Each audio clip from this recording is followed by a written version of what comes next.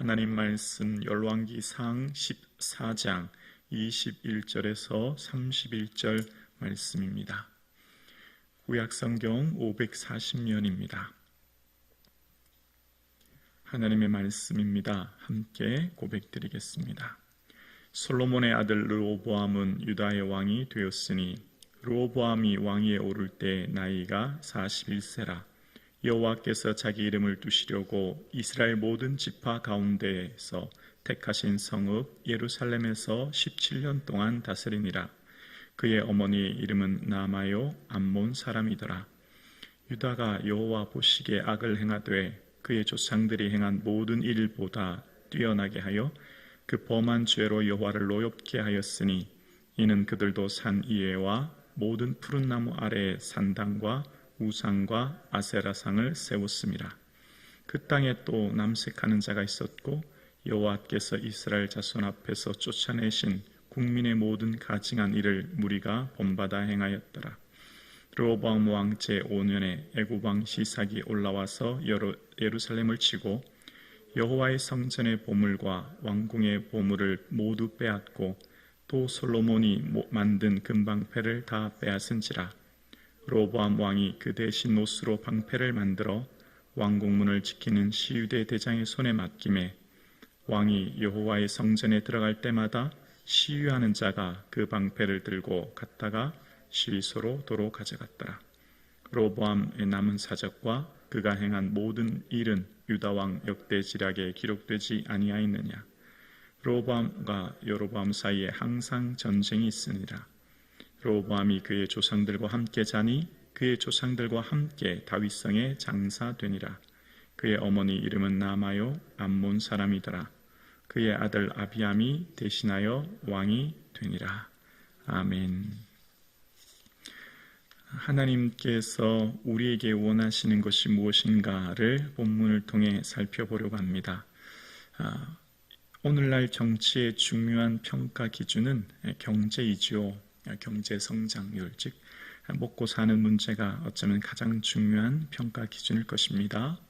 경제, 국방, 외교 이런 식으로 중요한 평가 기준이 될 겁니다.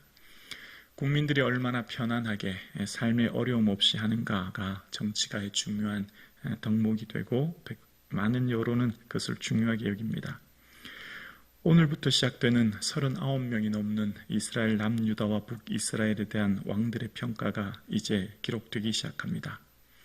하나님께서 왕들을 평가하실 때 무엇을 중요하게 보셨으며 하나님께서 그 왕들에 대해서 평가하는 기준이 무엇인가를 오늘 본문을 통해서 알 수 있고요.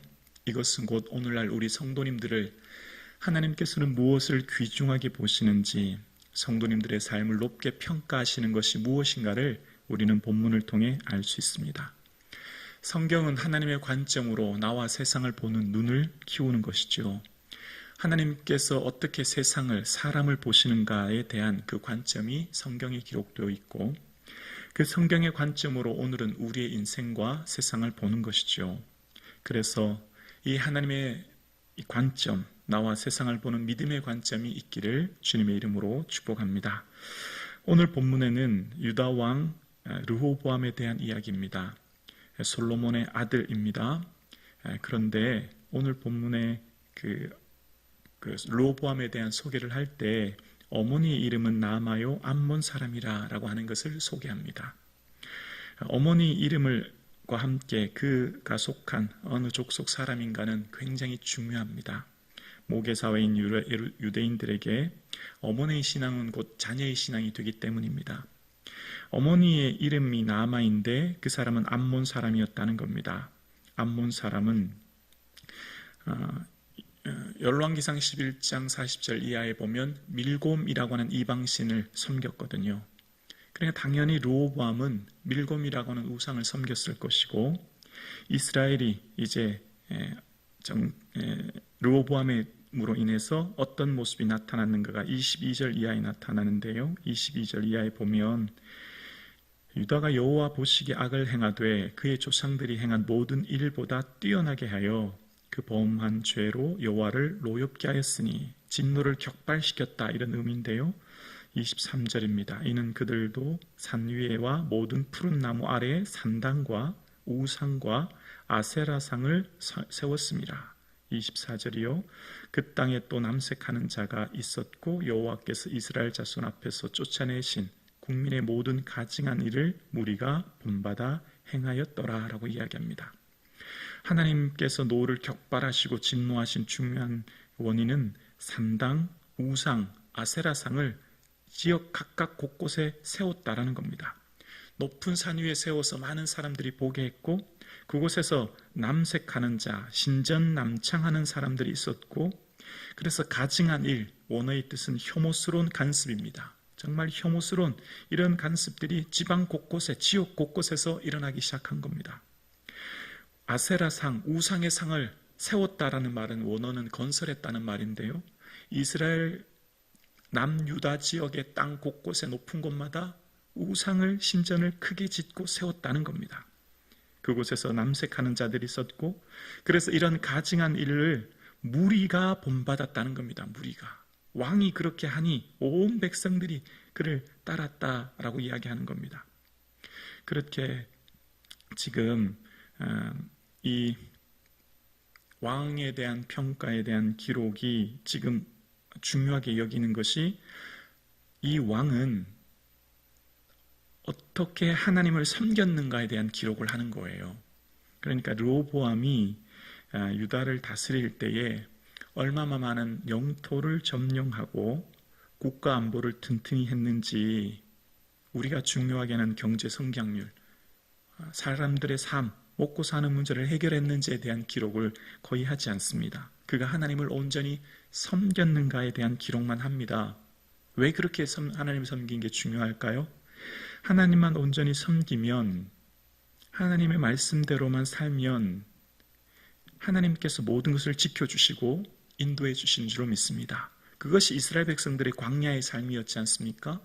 그들의 광야의 삶의 모든 인간이 생존이 불가능한 곳이 광야임에도 불구하고 하나님께서 그들을 먹이시고 그들을 친히 보호하셨던 삶을 우리는 말씀을 통해 봅니다. 그러니까 이스라엘이 가나안 땅을 점령한 것도 그들의 군사력이 아니라 순종으로 점령했고 이제 이 가나안 땅에서 하나님께서 원하시는 것은 아무것도 없습니다.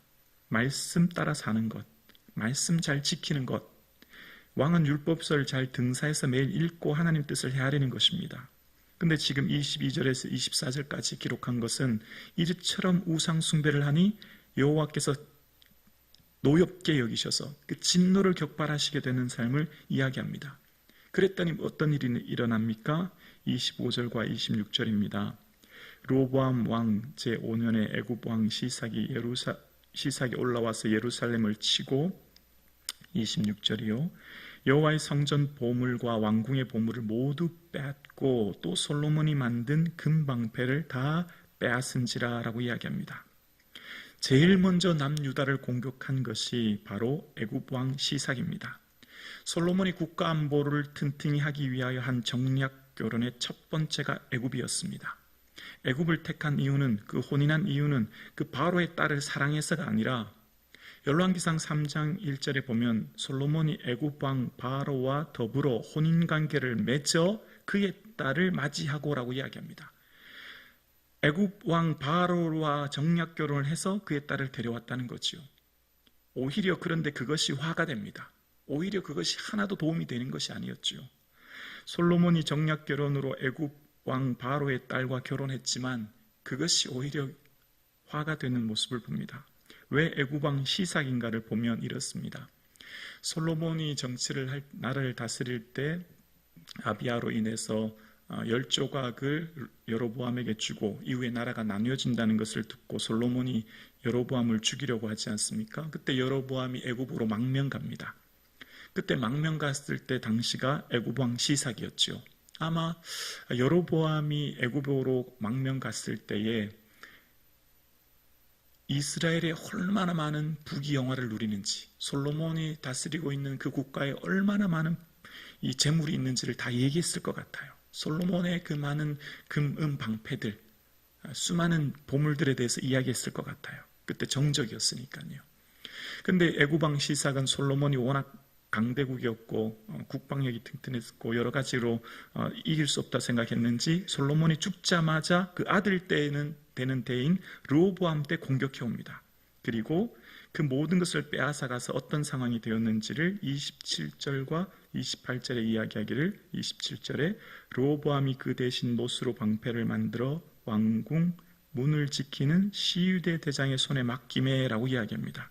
노스로 방패를 만들었대요. 여러분 기억나시죠? 은을 돌같이 흔하게 여겼다는 것 말입니다. 솔로몬 당시에 은은 돌같이 흔했다는 거예요. 그런데 금방패, 금을 다 빼앗아 갔다면 금방패 200개, 큰 금방패 200개, 작은 금방패 300개가 있었고 금방패 하나가 금 200색이랬다는 기록이 있지 않습니까? 그러니까 애굽왕 시삭이 쳐들어와서 모든 금을 다 빼앗아 갔다는 거예요. 그럼 금이 없으면 금방패가 아니면 은으로 만들 텐데 은도 없기에 노스로 만들었다는 겁니다. 아무것도 없다는 거죠. 금은 싹 다 빼앗아 갔다는 것을 이야기하기 위해서 노스로 방패를 만들었다라고 이야기하는 거예요. 그러니까 모든 금은 보화를 빼앗겨서 이제 이스라엘의 경제적인 피폐함을 드러내기 위해 기록한 겁니다. 그 이유가 무엇이었다고요? 바로 하나님에 대한 진노를 격발했기 때문에, 모든 높은 산에 우상을 세워 숭배했기 때문에 그것이 이런 일이 일어나게끔 되었다라고 이야기하면서 29절 보면 이렇게 기록합니다. 르호보암의 남은 사적과 그가 행한 모든 일은 유다왕 역대지략에 기록되지 아니하였느냐. 유다왕 역대지략의 원어의 뜻은 날마다 기록된 사건들 이런 의미가 있거든요. 왕의 사관들이 왕에 대한 국정일지를 매일 기록하죠. 우리로 말하면 무슨 조선왕조실록처럼 왕들에 대한 역사의 기록을 이야기한다는 겁니다. 이 땅을 살아갔던 우리 인생의 모든 삶에 대한 기록을 이야기하는 거죠. 그리고 그 기록에 대한 평가를 이야기하는 거예요. 왜 우리가 이방 나라의 포로가 되었는가? 지금 이 열왕기를 기록할 당시 바벨론 포로에서 기록하지 않습니까? 회상하지 않습니까? 왜 우리가 이처럼 이방 나라에서 고통당하며 어려움을 당하고 있는가에 대해 과거를 살펴보면서 그때의 역대 왕들에 대한 역사를 보면서 그들이 과거의 삶을 뉘우치며 돌아보는 것이죠. 이 본문을 통해 우리 또한 깨닫게 됩니다. 믿음의 선배들의 삶 또한 역대지략에 기록되어 있었듯이 우리 또한 하나님 앞에 설 때에 우리의 삶의 모든 내용을 하나님 앞에 아랠 날이 있을 줄로 믿습니다. 그날에 그리스도 앞에 설 때에 자랑할 것이 풍성한 저와 여러분 되시기를 주의 이름으로 축원합니다. 인생은 한 번뿐이요 잠시 왔다 가는 인생이지만 그 인생의 삶에 대한 기록은 영원히 남아있듯이 우리도 주님 앞에 설 때에 하나님 앞에 우리의 삶을 아랠 때에 하나님을 사랑하는, 온 마음 다해 주님을 사랑하는, 예배하는 저와 여러분 되기를 주의 이름으로 축원합니다.